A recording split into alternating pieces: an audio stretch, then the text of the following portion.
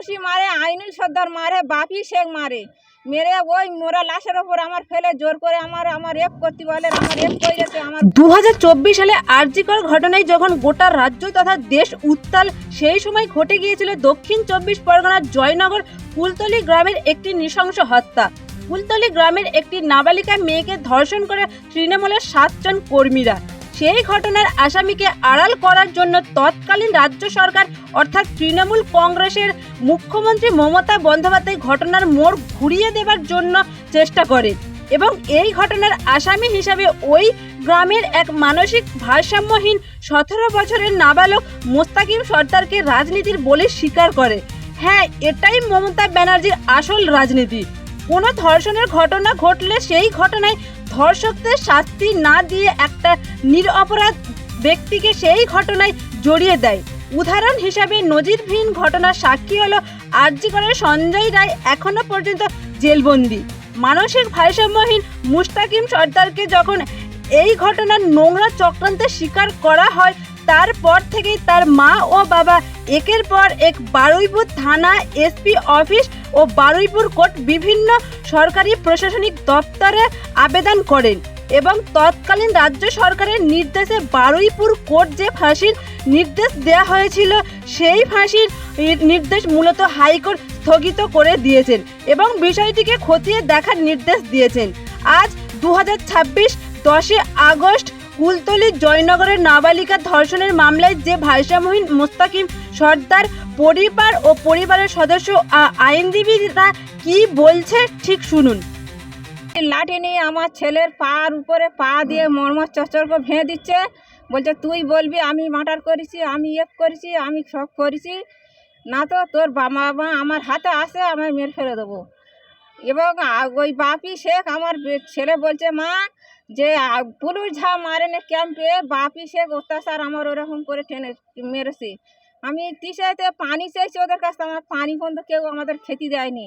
আমার এত অত্যাচার করেছে, এত মেরেছে। বলছে তুই স্বীকার কর যে আমি মার্ডার করছি, আমি করেছি, তোর 3 লক্ষ টাকা দেবো, আর তোর কিছুদিন বাদে তোর ছেড়ে নিয়ে আসবো, এনে তোর 3 লক্ষ টাকা দেবো, তোরা এই দেশ ছেড়ে চলে যাবি। তুই একাই স্বীকার করবি, কারোর নাম বলবি নি, আমরা তোর পিছনে আসি, তোর ছেড়ে নিয়ে আসবো। বলে মা আমার অত্যাচার করে ওখান থেকে নিয়ে গেল। তারপর যেখানে লাশ পড়েছিল, বলছে মা আমার আগে আমি গিয়ে দেখছি আইনুল সর্দার ওখানে আছে, বাপি শেখ ওখানে আছে, মিরাজুল শেখ ওখানে আছে, আর কয়েকজন আছে, আনারুল সর্দার ওখানে আছে, সবাই ওখানে আছে। আমার ওখানে পুলিশ তারপরে নিয়ে গেছে, পুলিশ আমাকে নিয়ে গিয়ে আমার পিছনে বন্দুক ঠেকিয়ে আছে, বলছে তুই এই মেয়েটা ধর্ষণ কর, রেপ কর, ওর গোলা টেপ।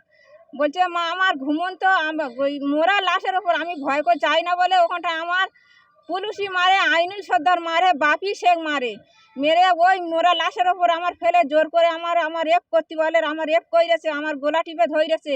বলছে তুই রেপ কর, আমার রেপ না করলি তো ছাড়বো নি, তোর বাবা মা আমাদের হাতে আসে, তোর বাবা মা মেরে ফেলে দেবো, আর তুই না তুই স্বীকার করিস এক্ষুনি তোর এক্ষুনি এখানটা গুলি করে তোর পুলিশ বলছো আমি এখন তুই না তুই স্বীকার করিস, তোর গুলি করে এখন মেরে ফেল দেবো, দে আমরা বলবো ও পালাচ্ছিল বলে ওর গুলি করে আমরা মেরে ফেল দিছি।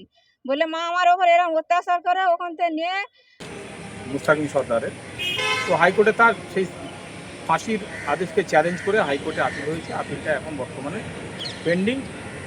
সেপ্টেম্বর মাসে আপিলের পূর্ণাঙ্গ হিয়ারিং শুরু হবে। এবার প্রশ্নটা হলো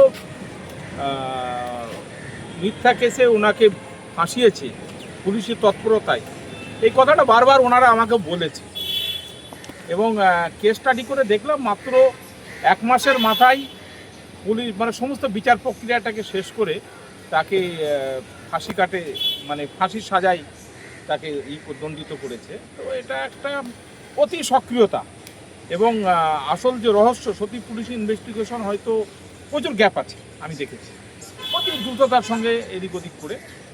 তো সেই জন্য ওনারা বারবার বলছে যে ওখানকার যে আপনার যে ওনার ছেলে বলেছে আর কি, যে মেন যে দোষী বা এনারাও বলছেন সে হচ্ছে ওখানকার তৎকালীন তৃণমূলের নেতা বা বর্তমানেও তৃণমূলের নেতা আর কি। তো সেই কাণ্ডটা ঘটিয়েছে, তারপরে এটাকে ঢাকবার জন্য এই ছেলেটা মুস্তাকিম সর্দার এটা অ্যাবনর্মাল টাইপের ছেলেটা এবং ম্যাচুরিটিও আসেনি, যদিও তারা 18+ এজ, এই শুনছি আর কি। ওটা তো আলাদা প্রেক্ষিতে এনারা কমপ্লেনও করেছে বিভিন্ন জায়গায়, রাষ্ট্রপতির কাছে, আপনার স্বরাষ্ট্রমন্ত্রীর কাছে, বিভিন্ন জায়গায়, পুলিশ স্টেশনে। তো সেটা তো ইনভেস্টিগেশন সাপেক্ষ। আমার মনে হয় ইনভেস্টিগেশনটা করলে হয়তো ঘটনার সত্যতা, যে প্রকৃত অপরাধী এইরকমভাবে একটা ছেলে 18 বছরের অ্যাবনর্মাল টাইপের, সে একটা মেয়েকে নিয়ে গেল, তাকে রেপ করলো, তারপর তাকে মার্ডার করলো, তাকে ফেলে দিল, একটা উইদিন আধ ঘন্টার মধ্যে কাণ্ড। এটা একটা মানে অবিশ্বাস্য মনে হচ্ছে একার পক্ষে। আমরা হাইকোর্টে এসেছিলাম দক্ষিণ 24 পরগনা কুলতলি এবং জয়নগর থানার অধীনে মহিষমারি কিপাখালী 2024 সালে অক্টোবর মাসের প্রথম সপ্তাহে যে নাবালিকা ধর্ষণ এবং খুনে যাকে অভিযুক্ত করা হয়েছিল, সেই ছেলেটার নাম মোস্তাকিন সর্দার। সে নাবালক, তখন তার বয়স ছিল 17 বছর প্লাস।